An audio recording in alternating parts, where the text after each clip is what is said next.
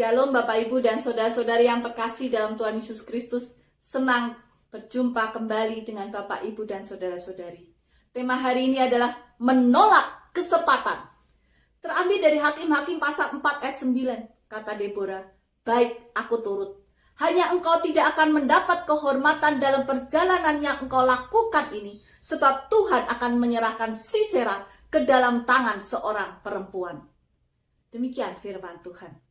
Pada suatu hari ada seorang yang kemudian dia dilawat untuk menjadi calon penatua. Tetapi karena berbagai pertimbangan yang dia lakukan, bahwa untuk menjadi penatua itu lebih susah, lebih banyak menderita, waktu istirahat berkurang, dan lain sebagainya, akhirnya ia menolak kesempatan itu. Demikian pula ketika di gereja itu dibuka kesempatan untuk menjadi aktivis gereja, menjadi guru sekolah minggu, pemain musik, paduan suara, usher, dan berbagai kesempatan untuk melayani. Lagi-lagi dia melakukan pertimbangan dan akhirnya orang tersebut berkata, wah repot, susah, lebih banyak menderita kalau saya melayani Tuhan. Dan akhirnya berbagai kesempatan itu pun lewat dalam hidupnya. Apakah kesempatan itu akan selalu ada? Bangsa Israel di masa yang lalu juga suka mempertimbangkan. Apakah lebih menguntungkan untuk mengikuti Allah bangsa Israel atau mengikuti Allah bangsa lain? Kalau mengikuti Allah bangsa lain, maka mereka akan lebih mudah diterima. Mereka akan lebih mudah disambut. Mereka akan lebih mudah di dalam dunia bisnis perdagangan. Sedangkan kalau mereka mengikut Allah bangsa Israel, mereka harus patuh, harus taat, dan kemungkinan mereka akan dihindari oleh bangsa-bangsa lain.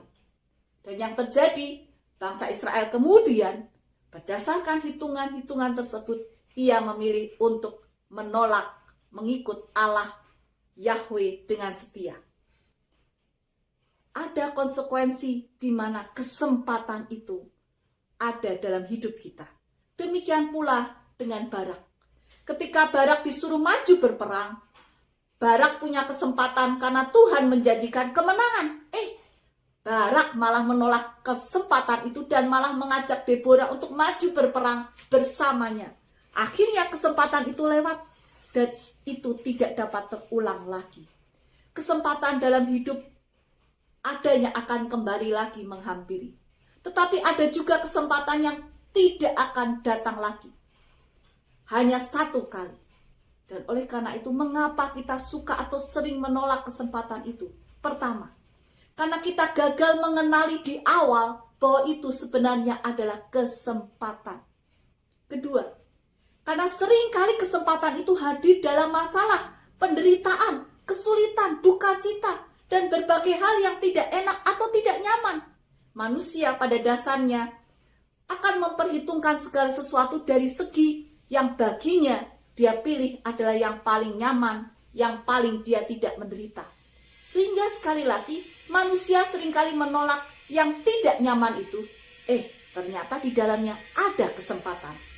Dan yang ketiga, karena kita biasanya tahu kalau kesempatan itu baru kita sadari di akhir peristiwa tersebut.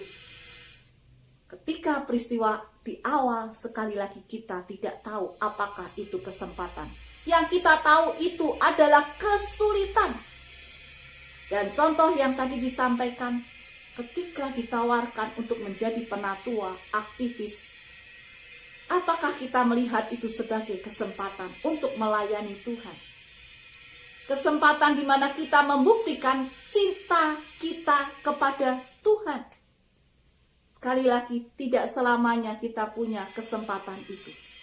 Kita baru sadar itu kesempatan ketika waktu itu sudah lewat. Barulah kita menyesal. Oleh karena itu, selagi kita masih punya waktu, kenapa kita tidak mengambil kesempatan tersebut? Kita jangan sampai seperti Barak. Oleh karena itu, ambillah kesempatan itu meskipun di dalam kesulitan dan tantangan. Kita mau melayani Tuhan baik sebagai penatua, baik sebagai aktivis di dalam kehidupan kita, di dalam keluarga kita. Semangat! Tuhan memberkati kita. Amin.